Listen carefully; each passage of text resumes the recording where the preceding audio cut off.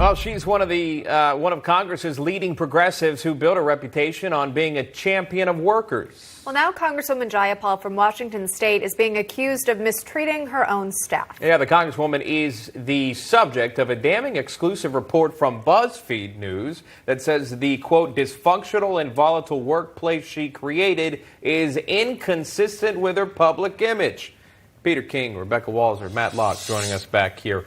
This report includes this, guys. Interviews with former staffers who say the Congresswoman, quote, this, berated staff in front of others, demanded grueling hours, and maintained an office culture marked by constantly changing expectations and little tolerance for error, to the extent that some staffers sought therapy and questioned their careers in public service. End quote. Congressman King, what do you make of this, if this to be true? Yeah, again, I can't speak to how truthful these allegations are. But having said that, over the years that I was in Congress, I found that so-called progressives or liberals or pro-worker members of Congress treated their, not all of them, but more of them than others, treated their employees in a very demeaning way. They also would mistreat flight attendants on airplanes, conductors on trains. A very demeaning, elitist attitude toward working people. So, I mean, again, off the top of my head, I could probably give you 10 examples. I don't want to do that.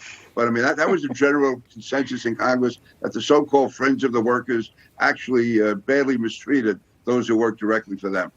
I'm curious about the examples, but we won't press you too tough on that. I did want to give the Congresswoman's chief of staff's response to the story. She said, quote, women of color are often unjustly targeted, regularly held to higher standards than their male colleagues, and always put under a sexist microscope. The spokeswoman went on to say that the anecdotes were cherry-picked or contained ugly stereotypes and lacked context. BuzzFeed, though, said that they did 3 months of investigation to come forward with this article. Rebecca, we've seen some unflattering reports about how several elected officials have treated their staff, including Senator Amy Klobuchar and Kamala Harris, as well as serving as vice president. Your thoughts on these reports of, again, alleging a toxic work environment? Yes, you know, it's hard to specifically talk just about these specific offices. I will say that we've seen an elitist nature, especially in the last 18 months with Corona, where we have these edicts that come from on high, and yet then they don't, live up to them themselves. And so this little insight into one, congressperson's office is telling. And I will just say that, the American people are going to reject elitism at all levels, regardless of party. We are a democratic republic, and we are in control. The people are in control. And so anyone that doesn't treat their staff with respect, no matter what side of the aisle they're on, obviously should be condemned. And I would really just say that I'm looking for a time, if possible, for our country to really heal, because we've gone through really hell the last 18 months with so many partisan divisions and so many issues with Corona, that let's all be kind to each other, and let's remember that we're Americans first and foremost, and we've got a big world out there we have to join together to tackle. 30 seconds. Matt Locke, your response.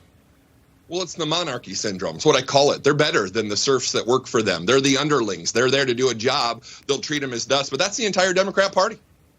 All right. Short and sweet and to the point. Maybe not so sweet, I gave you 30. You only wanted 8. He's good. He knows how to keep time in the radio world. Matt Locke, thank you very much. You can listen to him.